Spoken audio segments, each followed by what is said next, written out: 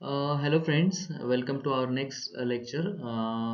So UML diagram आपण बघत आहोत. या अगोदर आपण ज्या डायग्राम बघितल्या सगळ्या युनिफाईड प्रोसेस मॉडेल आपण सुरुवातीला बघितला आणि त्यानंतर आपण ज्या UML मध्ये ज्या ट्रेडिशनल डायग्राम्स आहेत युनिफाईड मॉडेलिंग लँग्वेजचा वापर करून आपण ज्या ड्रॉ करू शकतो, तयार करू शकतो अशा डायग्राम आपण बघितल्या.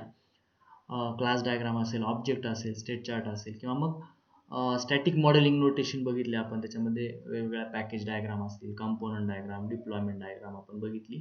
डायनॅमिक मॉडेलिंग नोटेशनमध्ये आपण use case diagram, activity diagram, interaction diagram आपण बघितल्या.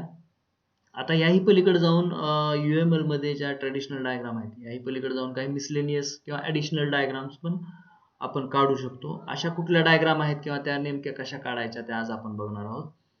So let's start with the state machine diagram. So friends, UML मध्ये अशा काही डायग्राम्स आहेत ज्या एकमेकांशी इंटरडिपेंडंट आहेत, म्हणजे दे आर द सेम. नाव वेगवेगळे असतील. आता स्टेट मशीन डायग्राम आणि ऍक्टिव्हिटी डायग्राम हे दोन नाव वेगवेगळे आहेत, but the diagram is same. Diagram ही सेमच आहे, फक्त काय तर त्याच्यामधले काही सिम्बॉल्स किंवा काही नोटेशन्स याच्यामध्ये थोडाफार स्लाइट डिफरन्स आहे, but the diagram is same. State machine diagram आणि ऍक्टिव्हिटी. लास्ट लेक्चरमध्ये आपण ऍक्टिव्हिटी डायग्राम बघितलेली आहे. ऍक्टिव्हिटी डायग्राम ही simple we can draw the it is like what we can say flow chart. Flow chart आपण जसा draw करतो अगदी त्या प्रकारे ऍक्टिव्हिटी डायग्राम आपण ड्रॉ करू शकतो. We have seen the activity diagram. It is same like state machine diagram. फक्त आता दोन्हीमध्ये डिफरन्स काहीतरी आहे. समजा जर ऍक्टिव्हिटी डायग्राम मध्ये आपण काही गोष्टी ऍडिशनल नाही बघितल्या तर त्या ह्याच्यामध्ये सम ऑफ द ऍडिशनल आहेत. These are very useful to describe the behaviour of the object.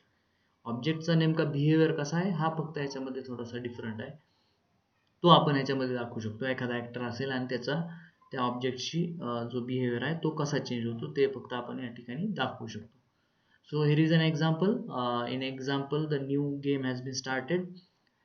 Suppose the game जर एखादा स्टार्ट झाला तो लूज केला तर परत विन होतो, परत लूज, परत विन, किंवा sometimes it loses, it will वोन, आणि एखाद्या वेळेला तो जाऊन तिथं एंड होतो. It is a very simple state machine diagram आपण ह्याला म्हणतो, किंवा मग ह्याला आपण स्टेट चार्ट डायग्राम असंही आपण म्हणतो, आणि it is same like activity diagram.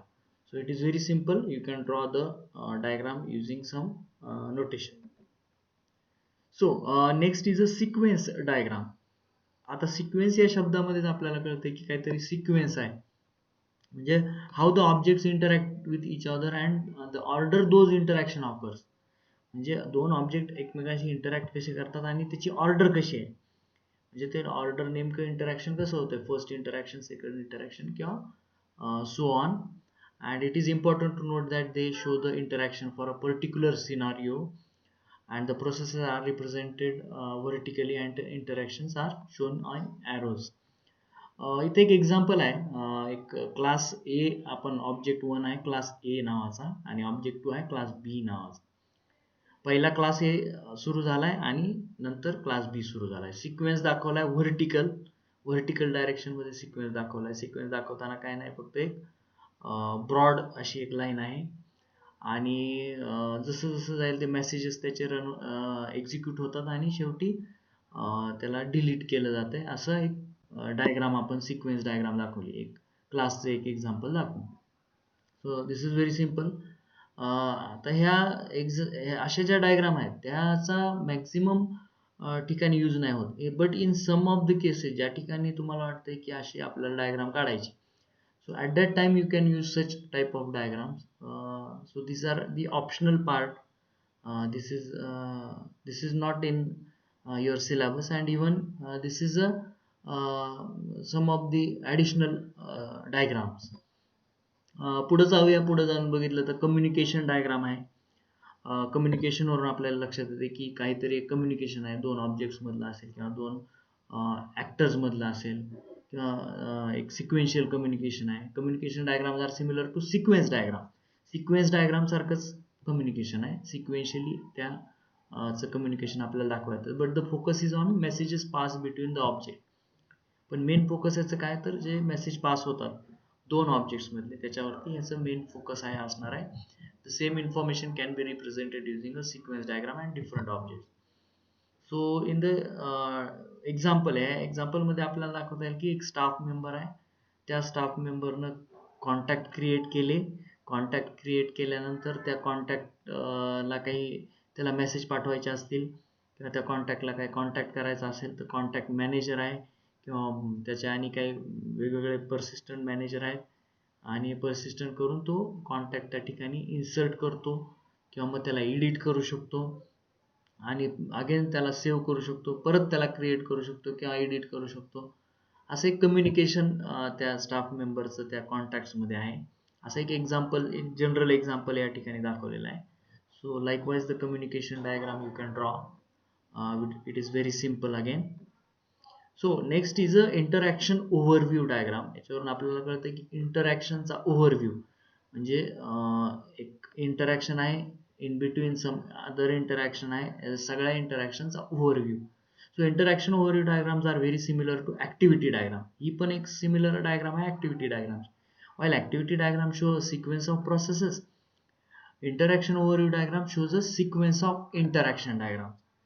आता ऍक्टिव्हिटी डायग्राम काय करते, शो तर सिक्वेन्स ऑफ प्रोसेसेस, पण इंटरॅक्शन डायग्राम काय करते, ह्याचा ओव्हरव्ह्यू, ह्या सिक्वेन्स ऑफ इंटरॅक्शन डायग्राम्स, या सगळ्या डायग्रामचा ओव्हरव्ह्यू आपल्याला इंटरॅक्शन ओव्हरव्ह्यू डायग्राम मध्ये दाखवता येतो. And they are a collection of interaction diagrams and the order they happens as mentioned before. There are 7 types of interaction diagrams, so any one of them can be node in a interaction overview diagram. ज्या वेगवेगळ्या प्रकारच्या 7 diagrams असतात interaction diagrams, आपण त्या draw करू शकतो. आपल्याला फार डीप मध्ये जायची गरज नाही. Simply we can see one example. एक एक्झाम्पल जर आपण बघितलं तर ह्या एक्झाम्पल मध्ये इंटरॅक्शन ओव्हरव्ह्यू आपल्याला समजेल. जे आपण एक्झाम्पल बघितलं ऍक्टिव्हिटी डायग्रामचं, त्या ऑन द सेम लाईन जसं आपण फ्लो चार्ट ड्रॉ करतो तसं अगदी याच्यामध्ये फ्लो चार्ट सारखी ही डायग्राम असते. फक्त ह्याचा जो आपला इंटरॅक्शन आहे त्याचा ओव्हरव्ह्यू एका या आयताकृती ह्या आकृतीमध्ये दाखवलेला आहे. असा फक्त आपल्याला इंटरॅक्शन ओव्हरव्ह्यू डायग्राम ही काढता येते. So it is not important or it is not mandatory to draw the interaction overview diagram, but it is an optional part. So we'll move to the next diagram, that is a timing diagram. It is a last diagram I can say. So timing diagram, it is a very similar to sequence diagram again. ही पण एक similar diagram आहे sequence डायग्रामची. It is represent the behaviour of object in a given time frame. आता timing वरूनच आपल्याला लक्षात येतं की एक टाइम फ्रेम सेट केलेली, त्या टाइम फ्रेम मध्ये कुठल्या गोष्टी घडतात किंवा कुठल्या गोष्टी जी कुठली प्रोसेस होणार आहे किंवा कुठला ऑब्जेक्ट पुढे जाणार आहे हे आपल्याला एक त्या टाइम फ्रेम मध्ये आपल्याला दाखवता येते. And it is only one object, the diagram is straightforward, but if there is more than one object is involved, a timing diagram is used to show interaction between objects during that time frame. त्या time frame मध्ये आपल्याला ते object त्या ठिकाणी दाखवायचे आहेत. इथे एक एक्झाम्पल आहे. I think you can see this example. ह्या एक्झाम्पल मध्ये तुम्हाला, मला वाटतं हे दिसत असेल. एक समजा एक अकाउंट आपल्याला क्रिएट करायचंय, एखादं अकाउंट क्रिएट करायचं तर त्याच्यासाठी लागणारा वेळ, त्याच्यानंतर अकाउंट क्रिएट केल्यानंतर आपल्याला लॉग इन करण्यासाठी लागलेला वेळ, लॉग इन आपण केलं, लॉग इन केल्यानंतर आपण लॉग आउट करण्यासाठी लागलेला वेळ, असे एक आपण ह्या टाइम फ्रेम आहेत, टाइम फ्रेम 1 2 3 4 अशा काही टाइम फ्रेम आपण दाखवू शकतो आणि लागलेला वेळ आपण त्या प्रमाणे दाखवू शकतो. जसं ते दाखवलंय आपल्या ह्याच्यामध्ये एक ग्राफिकल ग्राफ टाइप आपल्याला दाखवलंय आणि जो टाइम फ्रेम आहे तो आपण एक काहीतरी टेंटेटिव्ह टाइम आपण तिथं दिलाय. म्हणजे समजा 5 सेकंड असेल, 3 सेकंड असतील, 2 सेकंड असतील, असं आपण त्याच्यामध्ये शो केलेला आहे. अशा प्रकारे आपल्याला टायमिंग डायग्राम ही काढता येते. It is not necessary to create a timing diagram for your project or for anywhere.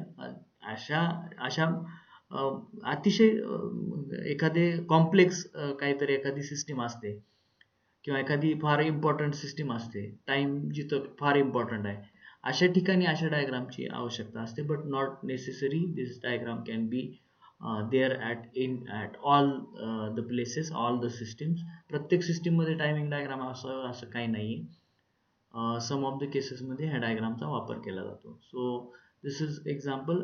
नोट्समध्ये ह्या तुम्हाला मी सगळं दिलेलं आहे. त्या त्याच्यामध्ये तुम्ही ही डायग्राम क्लिअरली बघू शकता, इथं जरी नाही दिसली तरी. सो आय थिंक मॅक्झिमम ज्या UML मधल्या डायग्राम्स आहेत त्या आपण बघितलेल्या आहेत. आणि ह्या फक्त सेकंड युनिटमध्ये ह्या डायग्राम्स तुम्हाला अभ्यास करायच्या.